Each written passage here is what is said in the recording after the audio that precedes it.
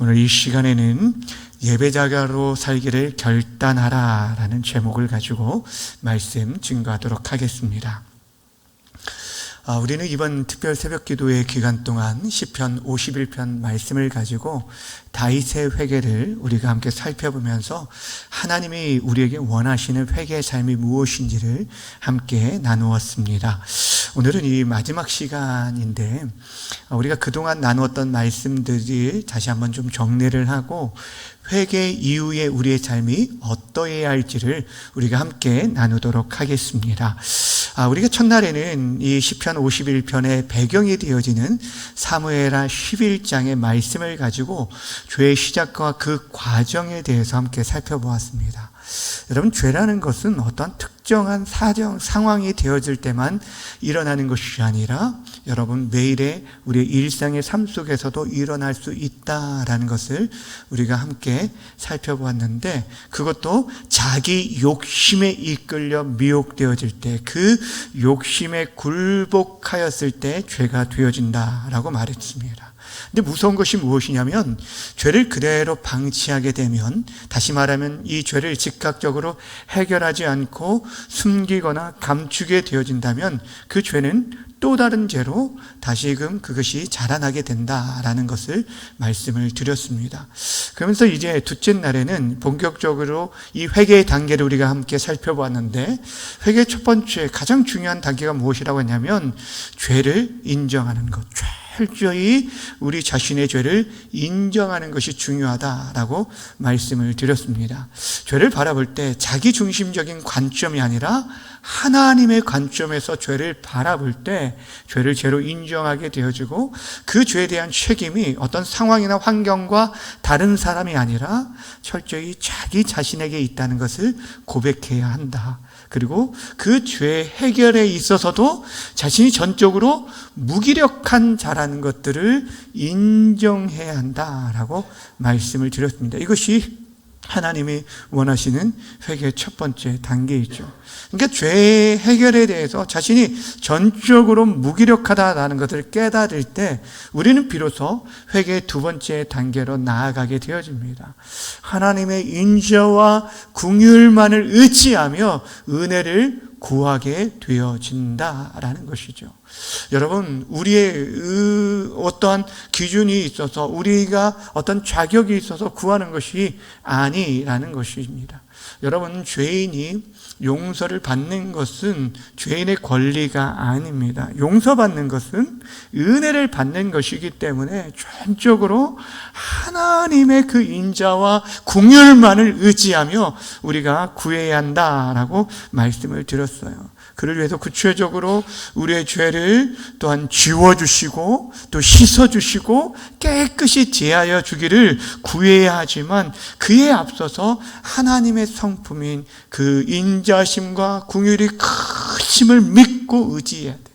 우리가 지금도 여전히 자격이 없죠. 염치가 없지만 그럼에도 불구하고 끊임없이 하나님 앞에 나아갈 수 있는 그 이유가 우리 하나님 그 인자와 자비가 영원하고 무궁하기 때문입니다. 사랑하는 여러분, 어제는 우리가 살펴봤던 세 번째 단계는 그 죄 용서가, 죄 용서를 넘어서 회복의 단계로 나아가는 것, 온전한 회복을 구하는 것이 중요하다라고 말씀드렸어요. 그러면서 다윗이 구한 게 무엇입니까? 자신의 마음, 그 마음이 정한 마음, 새로운 마음으로 창조되어질 것을 하나님 앞에 구하게 되어졌고, 또한 주의 성령이 자신에게서 떠나지 않도록 구하였습니다. 무엇보다 구원의 그 기쁨과 즐거움을 회복시켜 주셔서 하나님을 온전히 찬양하며 살아가는 삶 되어줄 수 있도록, 다시 말하면 온전한 예배자의 삶을 살도록 그렇게 구하는 모습을 보았습니다. 그렇습니다. 여러분, 온전한 회복과 온전한 회개는 다시 말하면 하나님을 예배하는 삶을 말하는 것, 이것이 회개의 완성입니다. 단지 죄에서 용서받음으로 멈추는 것이 아니라 하나님과의 관계가 온전히 회복되는 예배자로 살아가는 것, 그것이 하나님이 우리에게 기대하는 삶이라는 거예요. 오늘은 바로 이 예배자의 삶에 대해서 함께 나누려고 합니다. 오늘 보면 13절은 그리하면이라는 단어로 시작하게 됩니다. 이 말씀은 다윗이 이전에 앞서 간구했던 죄사함과 회복의 은혜에 대한 응답으로 이제 하나님과의 관계가 회복되었을 때 자신이 어떻게 살겠노라 하고 하나님 앞에 서원하며 결단하는 그런 모습을 보게 되어야 되는데, 여러분, 다윗이 그동안 구했던 회복은요 다른 게 아니었어요. 자신 안에 있는 그 죄책감을 단순히 덜어내는 것, 그리고 그 마음의 평화를 얻는 것, 이런 수준이 아니었다라는 것입니다. 그의 인생의 궁극적인 목적인 하나님을 영화롭게 하고 영원토록 그분을 즐거워하면서 하나님 앞에서 기쁨을 누리는 삶을 회복하길 원했던 것입니다. 한마디로 이렇게 고백한 거죠. 하나님, 제가 용서받고 회복된다면 앞으로 이렇게 살겠습니다. 하나님을 이렇게 예배하며 살겠습니다 라고 지금 결단하는 것, 즉 예배자의 삶을 살겠다라고 결단하는 모습을 보게 됩니다. 그렇다면 다윗이 어떤 예배자로 살겠다라고 고백하였는지 오늘 함께 말씀을 나누면서 우리의 삶에도 같은 고백과 결단이 있어지기를 주님의 이름으로 소망합니다. 첫 번째 다윗의 결단이 무엇이었습니까? 범죄자들에게 주의 도를 가르치겠습니다 라는 것입니다. 13절 말씀 함께 읽겠습니다. 시작. 그리하면 내가 범죄자에게 주의 도를 가르치리니 죄인들이 주께 돌아오리이다. 아멘. 여러분, 이 고백은 한마디로 말하면 뭐 하겠다는 거예요? 전도하겠습니다 라는 것입니다. 여러분, 진짜 은혜를 경험한 자는 그 은혜를, 받은 은혜를 말하지 않을 수 없는 거예요. 견딜 수 없는 거예요. 치유받은 사람이요, 같은 아픔 속에 있는 사람들에게 자신이 자연스럽게 그 치유약을 소개할 수밖에 없는 거예요. 마치 여러분 생각해 보세요. 불치병으로 고통하고 있는 사람이 어떤 기적과 같은 그런 약을 소개받아서 회복되어지면 사람들에게 뭐라고 말하겠어요? 그렇게 함께 고통하던 사람들에게 이 약이 나를 치료했노라고, 그렇게 사람들에게 한 번만 먹어보라고 외칠 수밖에 없다라는 거예요. 다윗은 지금 자신이 전할 것이 있다라고 말하고 있습니다. 여러분, 그는 간음죄와 살인죄를 지었던 파렴치한 그런 사람이에요. 그가 무슨 말을 전할 수 있겠습니까? 그럼에도 불구하고 그가 뭐를 전한다라고 말하냐면 자신의 도가 아니라 주의 도를 전하겠습니다 라고 말하고 있어요. 주의 길을 전하겠다는 거예요. 하나님께 나아갈 수 있는 길을 전하고, 하나님이 어떤 분이신지, 그 인자와 자비와 긍휼이 얼마나 풍성하셔서 모든 죄인들을 용납하시는 그 크신 하나님을 전하겠다라고 말하고 있는 것입니다. 자기와 같은 죄인을 받아주시고 용납해 주신 그 주님을 증거하겠다라는 거예요. 여러분, 다윗이 말하는 전도는 단순히 지식을 전하는 것이 아니었습니다. 회개를 통해서 다시 살아난 자의 간증이며 예배자의 고백입니다. 여러분, 우리가 회복해야 할 삶 속에서의 예배가 바로 이 전도의 예배입니다. 말로만이 아니라 우리 삶의 모든 전체가 그 하나님의 은혜, 그 은혜를 드러나는 삶이 되어지기를 소망합니다. 우리 주님께서 우리에게 보여주신 그 생명의 길, 누구든지 그분 앞에 나올 때 용납해 주시고 품어주시고 받아주시는 그분께 그 수많은 죄인들을 우리가 인도하고 그 십자가의 도를 전해줄 수 있는 우리 모두가 되어주기를 주님의 이름으로 간절히 축원합니다. 두 번째, 다윗의 결단이 무엇이었습니까? 입술을 열어 주를 찬송하겠습니다 라는 것입니다. 14절과 15절 함께 읽겠습니다. 시작. 하나님이여, 나의 구원의 하나님이여, 내 피 흘린 죄에서 나를 건지소서. 내 혀가 주의 의를 높이 노래하리이다. 주여, 내 입술을 열어 주소서. 내 입이 주를 찬송하여 전파하리이다. 아멘. 자신의 혀로 주의 의를 높이 노래하겠다고, 자신의 입술로 주를 찬양하며 전파하겠다라고 말하고 있어요. 여러분, 다윗이 회개하기 전에는 그 입술이 굳게 닫혀 있었습니다. 죄의 무게에 눌려서 그는 아무런 말도 할 수가 없었습니다. 사실 어떤 말도 할 자격이 없었어. 입이 10개라도 할 말이 없던 자였습니다. 그러나 회개하고 용서를 경험한 다윗은 달라졌어요. 하나님의 그 은혜가 그 10년 가운데 가득했을 때 그 안에 입술이 열리고 찬송이 터져나올 수밖에 없었다라는 거예요. 자신이 생각할 수 없는, 상상할 수 없는 그 은혜를 경험했기 때문에 그의 입술이 그를 찬양하게 되어주는 거예요.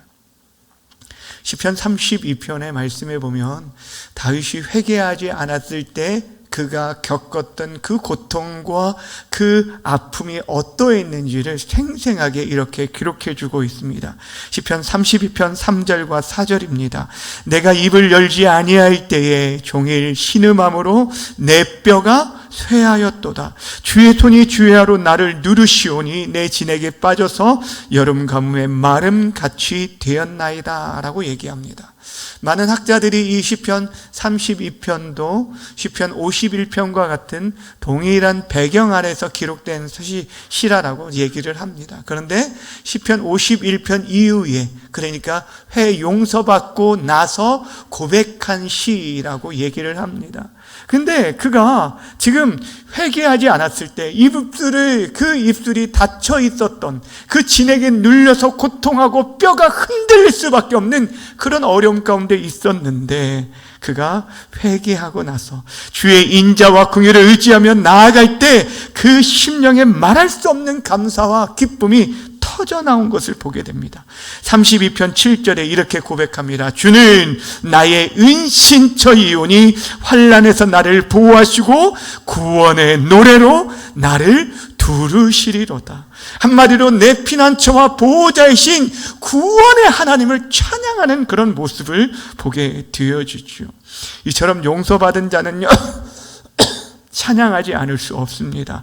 그 찬양은 단순히 노래가 아니에요. 한 절 한 절이 하나님께 드려지는 믿음의 고백이고 사랑의 세레나데가 되어지는 것입니다.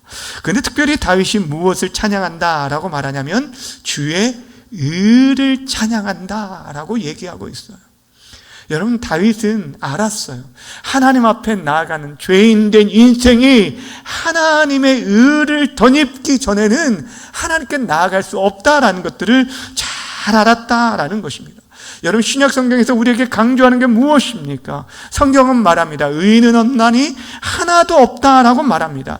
우리의 행위로 하나님 앞에 의롭다 함을 얻을 인생이 단 한 사람도 없다라는 것입니다. 근데 하나님께서 하나님의 의를 우리에게 덧입혀 주셨어요. 예수 그리스도로 말미암아 그를 믿는 모든 자를 의롭다라고 여겨 주신 것이에요. 이것이 바로 복음입니다. 그러게 우리가 날마다 찬양해야 할 제목은 예수 그리스도의 십자가의 은혜인 것입니다. 바라기는 죄 사함의 은총을 입은 자로서 그 구원의 은혜를 날마다 찬송하는 찬양의 예배자로 살아가는 우리 모두가 되어지기를 주님의 이름으로 간절히 축원합니다. 세 번째 다윗의 결단이 무엇이었습니까? 그는 상한 심령과 통회하는 마음으로 하나님께 예배드리겠다라고 얘기하고 있습니다. 16절과 17절 말씀 우리 함께 읽어보겠습니다. 시작. 주께서는 아니하시나니 그렇지 아니하면 내가 드렸을 것이다. 주는 번제를 기뻐하지 아니하시나이다. 하나님께서 구하시는 제사는 상한 심령이라. 하나님이여 상하고 통회하는 마음을 주께서 멸시하지 아니하시리이다. 아멘. 이 말씀 우리가 이미 앞에서도 살펴보았던 것처럼 여러분, 하나님께서 번제를, 제사를 기뻐하지 않는다. 이게 어떤 말씀입니까? 이 예배 자체를 하나님 기뻐하지 않는다라는 말씀이 결코 아니죠. 형식뿐인 예배, 회개 없는 예배를 하나님이 받지 않으신다라는 것입니다. 다윗이 범죄하고 나서 자신이 왕으로서 희생제사를 수없이 많이 제물을 드릴 수 있지만 하나님과의 관계가 회복되지 않은 예배는 아무런 소용이 없다는 것을 잘 알았다라는 것입니다. 여러분, 우리가 종종 착각하는 것이 바로 이런 것 아닙니까? 하나님 앞에 더 많이 드리고 더 열심으로 우리가 봉사하고 섬기면 하나님께서 기뻐하실 거라고 생각하는데, 여러분, 하나님이 정말 원하시는 것은 우리의 겸손하고 진실된 마음이라는 것. 우리의 마음이 돌아서지 않고, 여러분 생각해 보세요. 여러분, 배우자 얘기를 계속했죠. 남편과 아내가 언약을 맺고 결혼을 했는데, 여러분, 그 배우자가 마음은 없이 겉으로만 여러분 선물을 사주고 뭔가 내 필요를 채워준다고 해서 많은 것들을 갖다 준다라고 해서 진짜 만족이 되어질까요? 아니라는 거예요. 그 마음이 변화되지 않고서는 도저히 그와 함께할 수 없는 것과 마찬가지입니다. 구약의 미가 선지자를 통해서 우리에게도 이미 주신 말씀이 무엇입니까?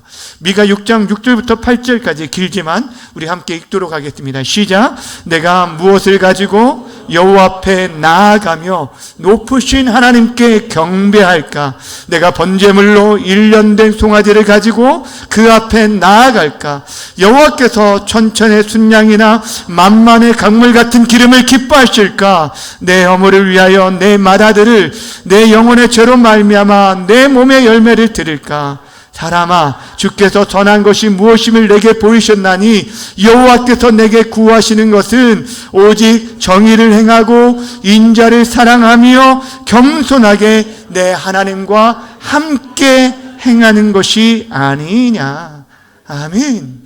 여러분, 하나님께서 수많은 강물과 같은 그런 재물을 기뻐하시는 것이 아니다라고 말하고 있어요.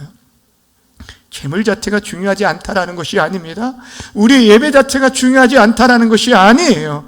그에 앞서 진정으로 구하시는 것이 정의를, 우리의 삶 속에서 예배를, 인자를 사랑하고 겸손히 주님과 동행하는 삶을 원하신다는 것입니다. 다윗은 그것을 깨달았어요. 하나님께서 주목하는 것은 하나님께 나가는 우리의 마음이라는 것을 깨달은 거예요. 우리가 사람 앞에서 예배자로 살아가는 것죠. 예배자인 척은 할 수가 있지만 여러분, 하나님 앞에서는 우리가 그렇게 살아갈 수 없습니다. 또한 자기 자신도 속일 수가 없어요. 내가 하나님 앞에 어떤 자인지, 내가 하나님 앞에 예배할 수 없는 죄인이라는 것들을 우리가 기억하면서 인정하고 높아진 마음이 아니라 가난한 마음으로, 겸손한 마음으로, 하나님 앞에 진실한 마음으로, 의를 구하는 마음으로, 갈급함으로 하나님 앞에 나오는 것, 이것이 바로 상한 심령이고 하나님이 찾으시는 마음이고 하나님이 기뻐 받으시는 예배라는 거예요. 사랑하는 여러분, 우리가 앞서 찬양했던 가사의 고백처럼 자격 없는 내 힘이 아닌 오직 그리스도의 보혈로, 예수님의 보혈로, 십자가의 보혈, 완전하신 사랑 힘입어 나갑니다. 십자가의 보혈, 완전하신 사랑 힘입어 예배합니다. 여러분, 이 마음이 바로 끼어진 마음이에요. 바라고 원하기는 이 고백이 우리 모두의 고백이 되어주길 주님의 이름으로 간절히 축원합니다. 다윗의 마지막 결단은 바로 시온과 예루살렘을 위해 중보하겠다라는 것이었습니다. 18절과 19절 말씀 함께 읽겠습니다. 시작. 주의 은택으로 시온의 선을 행하시고 예루살렘 성을 쌓으소서.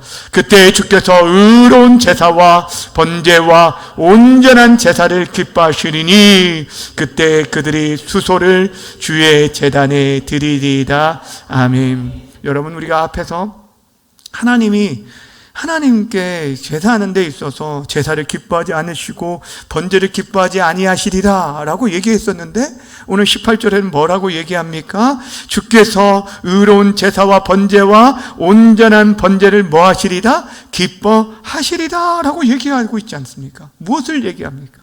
여러분, 회복되어진 마음, 깨어진 마음으로, 회개하는 마음으로 나아가는 그 예배를 하나님께서 기뻐 받으신다라는 것을 얘기하고 있는 거예요. 다윗이 지금 무엇을 얘기하냐면, 이제는 다신을 넘어서 시온과 예루살렘을 위해 기도하겠다라고 말하고 있는 거예요.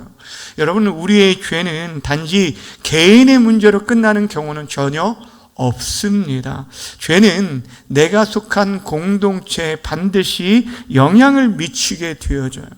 한 사람의 회개와 또한 한 사람의 그 예배 회복도 그가 속한 공동체를 살리고 회복시키는 능력이 있어요.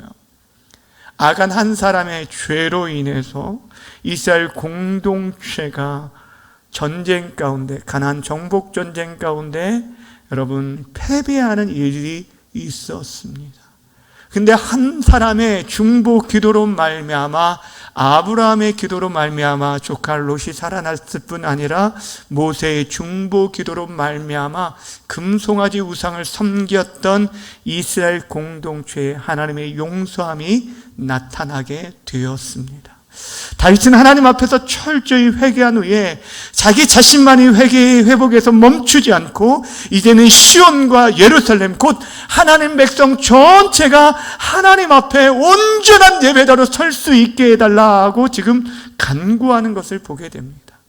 여러분, 예배는 개인의 영역을 넘어서 공동체에 흘러가게 되어 있어요. 나 한 사람의 예배 회복이 가정의 예배 회복으로, 교회의 예배 회복으로 이어진다라는 것이에요.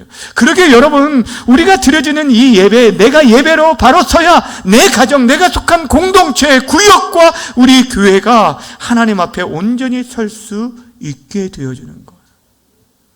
우리가 이를 위해서 함께 기도해야 하는 것입니다. 교회 공동체 위에 중보하며 기도하는 자들이 많아질 때 우리는 예배 가운데 임하시는 하나님의 영광을 함께 목도하고 경험하게 되어질 거예요. 분명 우리 한 사람 한 사람은 연약하고 무족하고 또 넘어질 자들이지만 우리 모두가 그리스도의 부여를 의지하며 하나 되어 섬기며 기도하며 나아갈 때 우리는 반드시 하나님이 기뻐하시는 예배 공동체로 이 마지막 시대에 귀하게 쓰임받게 되어질 것입니다. 주 안에 사랑하는 여러분, 우리가 이 한 주간에 다윗의 회개를 통해서 회개의 자리로 나와서 하나님 앞에서 우리의 죄를 토로하고 또 용서를 구하는 시간을 가졌습니다.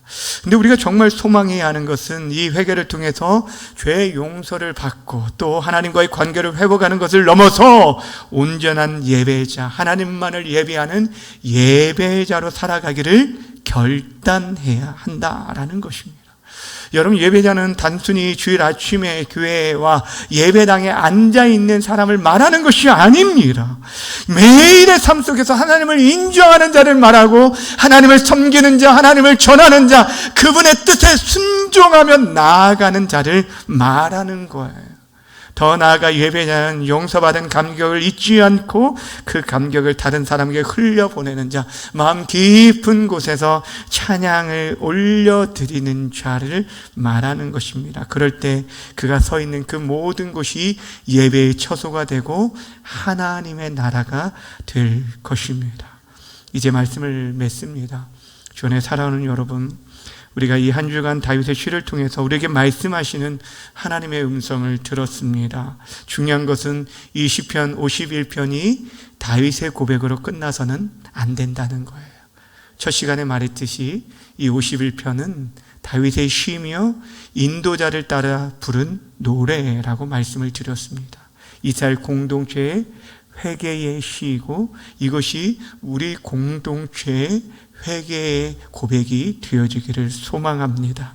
그리하여 우리의 삶 속에 진실한 회개를 통해서 온전한 회복을 경험하고 하나님 앞에 진실한 예배자로 살기를 다시 한번 결단했으면 좋겠어요.